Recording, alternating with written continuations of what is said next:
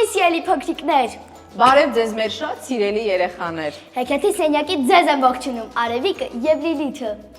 Այո, սիրելի փոքրիկներ, ինչպես միշտ ձեզ հետ են Արևիկը եւ Լիլիթը եւ այսօր էլ ներկայացնելու ենք շատ գեղեցիկ հեքիաթ։ Այսօր ձեզ ենք ներկայացնելու մի նոր հեղինակի։ Արևիկ, ինչ հեղինակի մասին մի փոքր ինֆորմացիա տալը, ասենք, որ մենք այսօր ունենք Մի շատ տաղանդավոր հյուր։ Մեր այսօրվա հյուրն է Մաքսը։ Ողջույն Մաքս։ Ողջույն։ Ինչպե՞ս ես։ Լավ։ Ուրախ ես, որ այսօր եկել ես։ Այո։ Մենք նույնպես շատ ուրախ ենք, որ հենց դու ես այսօր մեր հյուրը։ Մաքս, մի փոքր պատմի քո մասին, որտեղ ես սովորում, ինչով ես զբաղվում։ Ես սովորում եմ 174 դպրոցում, զբաղվում եմ սպորտով եւ գիտարով, գիտարը նվագում։ Սիրում ես գիտար։ Այո։ Ես էլ եմ սիրում շատ, կխնդրենք, որ հետո Մաքսը մեր համար մի փոքր մի բան նվագի։ Մաքս, կասես դպրոցում քո սիրած առարկան ո՞րն է։ Ֆիզկուլտ։ Ֆիզկուլտուրա, կեցես, շատ կարևոր է մեր օրերում ունենալ գեղեցիկ կազմվածք եւ մարզված լինել։ Գրքեր սիրում ես դու։ Այո։ Որ հեքիաթն ես ամենաշատը սիրում։ Պինոկիոն։ Մենք այսօր դա էլ ընթերցելու ենք։ Հիմա դու ճիշտ ես ասում։ Այո։ Տեսնում եք, սիրելի փոքրիկներ, անկախ մեզանից մենք Պինոկիոն հենց Մաքսի համար էինք պատրաստել, որպեսզի միասին ընթերցենք։ Մաքս, իսկ ասես, որ առարկան դու չես սիրում։ Անկեղծ։ Թե չես Ռուսերեն։ Ռուսերեն։ Ոչինչ, կարծում եմ հետագայում կսիրես։ Դե երևի թե երեխաներին ասենք, որ Այս ընթացքում մեզ հետ կլինի Դանելյան Art Studio-ի սան գեղեցկուհի Սարան։ Ինչպես նաև ուզում ենք շնորհակալություն հայտնել Loop Capital-ին, որը աջակցում է մեր հաղորդմանը։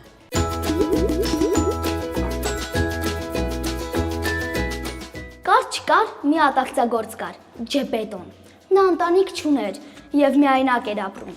Մի օր էլ Ջեպետոն որոշում է իր համար մի տիկնիկ պատրաստել։ Մինչև մշակում էր փայտը, ինքն իրեն խոսում էր. Դու իմ փոքրիկ տղան կլինես եւ ես քո անունը Ջեպետո կդնեմ։ Հանկարծ Ջեպետոն լացի ձայն է լսում։ Սկզբում ապշում է, երբ տեսնում է, որ տիկնիկը կենդանի է, բայց ավելի ուշ նա շատ է երջանկանում, երբ հասկանում է, որ այն իսկապես կենդանի է։ Ջեպետոն որոշում է մյուս տղաների նման Պինոկիոյին էլ դպրոց ուղարկել։ Խեղճ աղքատ մարդը վաճառում է իր բաճկոնը, որպեսզի տղայի համար գրքեր գնի եւ նրան դպրոց ուղարկի։ Սակայն դպրոց գնալու փոխարեն չարաճճի Պինոկիոն վաճառում է գրքերը, որպեսզի տիկնիկային ներկայացման տոմս գնի։ Ես այս տիկնիկներից ավելի լավ կարող եմ երգել ու պարել, եւ լարերի կարիք էլ չունեմ։ Պարծենում է Պինոկիոն եւ բեմ բարձրանում։ Իջիր իմ բեմից, բղավում է թատրոնի ղեկավարը, սակայն նա նկատում է, թե ամբողը որքան է հավանում Պինոկիոյին եւ թույլ է տալիս նրան մասնակցել բեմադրություններին։ Ներկայացումից հետո թատրոնի ղեկավարը նրան 5 ոսկե դրամ է տալիս եւ ասում. Վերցրու այս դրամներն ու տուն գնա։ Պինոկիոն դրանք իր տոպրակի մեջ է դնում եւ տուն վերադառնում։ Ճանապարհին հանդիպում է կաղաղվեսին եւ կույր կատվին, որոնք փորձում են խաբել Պինոկիոյին եւ դրամները ձեռքից վերցնել։ Բարեբախտաբար օգնության է գալիս բարի Փերին, որն ապրում էր հարևանությամբ։ Փերին Պինոկիոյին հարցնում է ոսկե դրամների մասին եւ տղան ցույց է տալիս դրանք։ Փերին նրան խորհուրդ է տալիս դրամները տալ հայրիկին։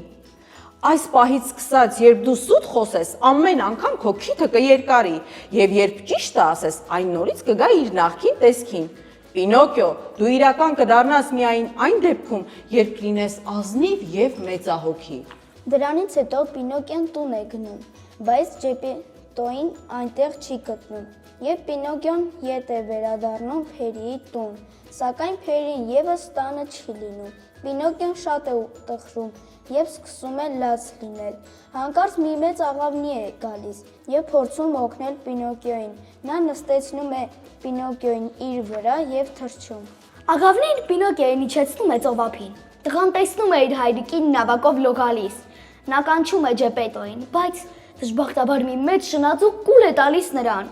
Պինոկիոն եւս մտնում է շնաձկան բերանը եւ երկուսով հանդիպում են ձկան ստամոքսում։ Շուտով նրանք փախչում են շնաձկան ստամոքսից եւ վերադառնում տուն։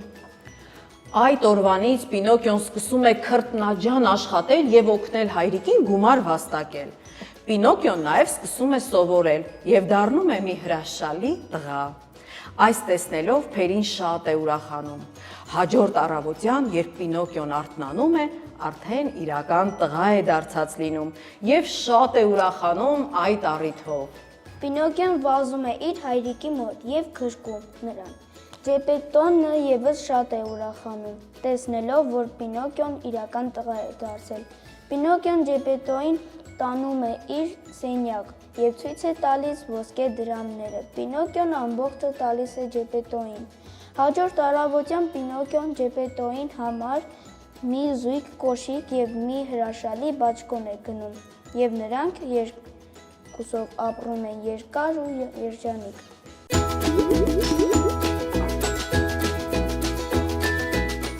Երեխաներ, իսկ դուք գիտեք ով է գրել Պինոկիոն։ Մաքս, եթե դու այդքան շատ ես սիրում Պինոկիոն, դու պետք է իմանայիր, բայց ոչինչ, հոգ չէ։ Ես մի փոքր ուղղակի ինֆորմացիա կտամ։ Պինոկիոյի գրողն է Կարլո Կոլոդին, ով ծնվել է 1826 թվականին Ֆլորենցիայում։ Նրա մասին շատ բան չգիտենք, գիտենք, որ ունեցել է քաղաքական հայացքներ, որի մասին իր վաղ ստեղծագործություններում է գրել, բայց նա բոլորիս հայտնի է իր Պինոկիո ստեղծագործությունով։ Ասեմ, որ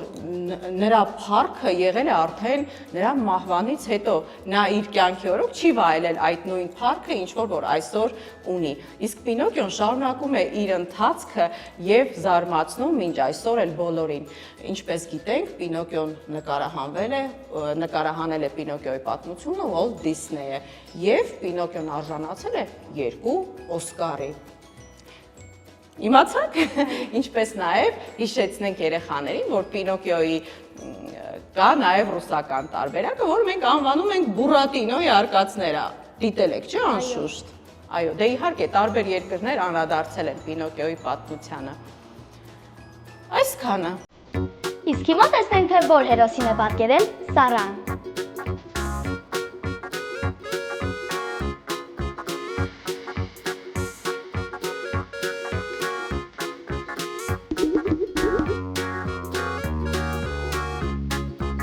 Մաքս, իսկ մասնագիտություն ընտրել ես։